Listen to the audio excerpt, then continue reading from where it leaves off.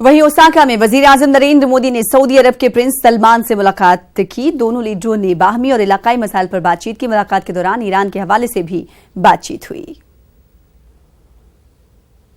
तो वजीर-ए-आज़म नरेंद्र मोदी ने ओसाका में सऊदी अरब के प्रिंस सलमान से भी मुलाकात की। आप तस्वीरों में देख सकते हैं, दोनों लीडरों ने बाहमी और इलाकाई मसाइल पर बातचीत की। मुलाकात के दौरान ईरान के हवाले से भी बातचीत हुई और G20 इजलास के ताल्लुक से मजीद बातचीत करेंगे। हमारे साथ एडिटर शैलेंद्र वांगू दिल्ली से जुड़ रहे हैं। शैलेंद्र वांगू, G20 इजलास पर जहां दुनिया की निगाहें टिकी हुई हैं, वहीं वजीर-ए-आज़म नरेंद्र मोदी ने 5 इशूज को उठाया। तो ट्रेड को लेकर डोनाल्ड ट्रंप ने भी वजीर-ए-आज़म नरेंद्र मोदी से बातचीत की। शैलेंद्र, आपको आवाज हमारी मिल पा रही होगी। जिस तरीके से तमाम सरबराहान ममालिक के साथ मीटिंग मुनक्किद हुई है, लगातार तबादले ख्याल किया जा रहा है। वहीं वजीर-ए-आज़म नरेंद्र मोदी ने G20 इजलास में खिताब करते हुए 5 इशूज को उठाया, 5 मुद्दों को उठाया। तो अगर डोनाल्ड ट्रंप की बात कर लें तो डोनाल्ड ट्रंप ने ट्रेड को लेकर, हिंद और अमरीका के बीच ट्रेड को लेकर कहा था कि वो मामला उठाएंगे और उन्होंने मोदी से, वजीर-ए-आज़म नरेंद्र मोदी से इस ताल्लुक से बातचीत भी की। जी बिल्कुल, जाहिर तौर पर पीएम मोदी और अमेरिकी राष्ट्रपति डोनाल्ड ट्रंप की मुलाकात काफी अहम आज हुई है और इसमें खासतौर से ईरान जैसे मुद्दे पर बात हुई है और ट्रेड के मुद्दे पर भी बात हुई है। जो मुख्य इश्यूज थे इसमें इंडो पैसिफिक को लेके बातचीत हुई है। जो जाय ट्राइलेटरल हुई थी जिसमें जापान, इंडिया और अमेरिका शामिल रहे, उसमें बातचीत हुई कि किस तरह से कनेक्टिविटी और शांति को किस तरह से बरकरार रखा जा सके।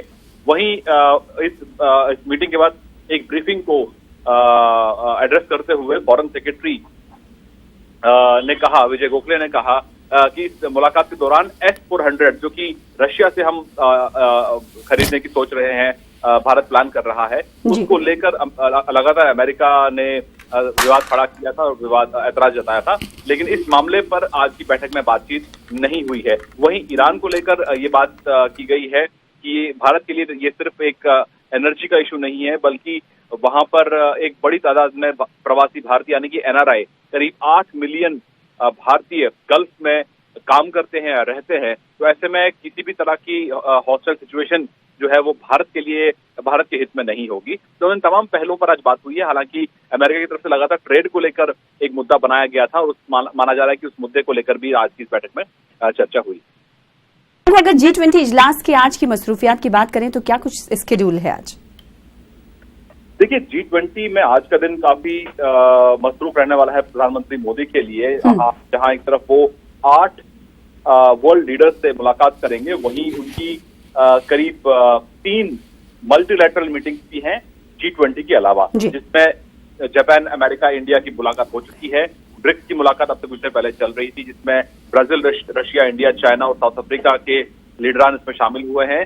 उसके बाद प्रधानमंत्री मोदी की मुलाकात सऊदी अरब के क्राउन प्रिंस से भी अब से कुछ देर पहले हुई है। इसके अलावा दिन भर उनकी ऐसी मसरूफियात जारी रही, जिसमें प्रधानमंत्री मोदी कई बड़े वर्ल्ड लीडर से मुलाकात करेंगे, जिसमें साउथ कोरिया के प्रेसिडेंट भी शामिल है और वहीं जो वर्ल्ड बैंक ग्रुप के प्रेसिडेंट हैं उनसे भी वो मुलाकात करेंगे। शाम को रशिया, इंडिया, चाइना ग्रुपिंग है उनकी मुलाकात होगी और आखिर में जो UN के सेक्रेटरी जनरल है उनसे भी प्रधानमंत्री मोदी आज भारतीय समय अनुसार शाम 6 बजे मुलाकात करें। जी, शैलेंद्र वांगू, जैसे जिस तरीके से आपने बताया कि कुछ देर पहले ही सऊदी अरब के प्रिंस सलमान से वजीर-ए-आज़म नरेंद्र मोदी ने मुलाकात की है और सलमान की तरफ से भी ईरान के हवाले से बातचीत हुई है, वहीं डोनाल्ड ट्रंप के ने भी इस मुद्दे को उठाया ईरान के ताल्लुक से। ऐसे में क्या लगता है कि हिंदुस्तान इस मीटिंग के बाद ईरान को लेकर क्या कुछ मौक़िफ़ इख्तियार करता हुआ दिखाई देगा?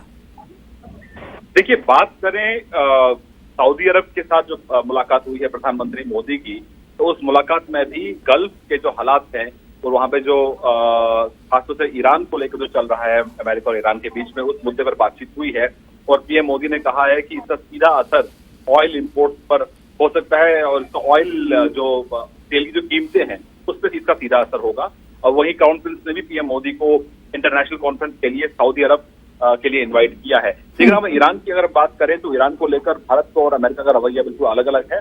अमेरिका लगातार ये कह रहा है कि ईरान एक स्टेट स्पॉन्सर ऑफ टेररिज्म करता है ईरान, और ऐसे में जरूरत है उसके खिलाफ कार्रवाई करने की। वहीं भारत ने भी साफ कर दिया कि इसका असर न सिर्फ तेल की कीमतों पर पड़ेगा, बल्कि इसका असर डायस्पोरा जो वहां पर रहता है, इंडियन डायस्पोरा जो वहां पर रहता है गल्फ कंट्रीज में, उस पर सीधा असर होगा। रीजनल स्टेबिलिटी के लिए एक बड़ा खतरा इससे पैदा हो सकता है। तो ऐसे में जरूरी है कि अमेरिका भी इस बात को समझे कि इस तरह किसी भी तरह के जो अगर तनाव अगर बढ़ता है उससे सीधा असर इस पूरे खित्ते पर पड़ेगा। जी, बहुत शुक्रिया शैलेंद्र हमारे साथ जुड़ने के लिए और तफसील से बातचीत करने के लिए।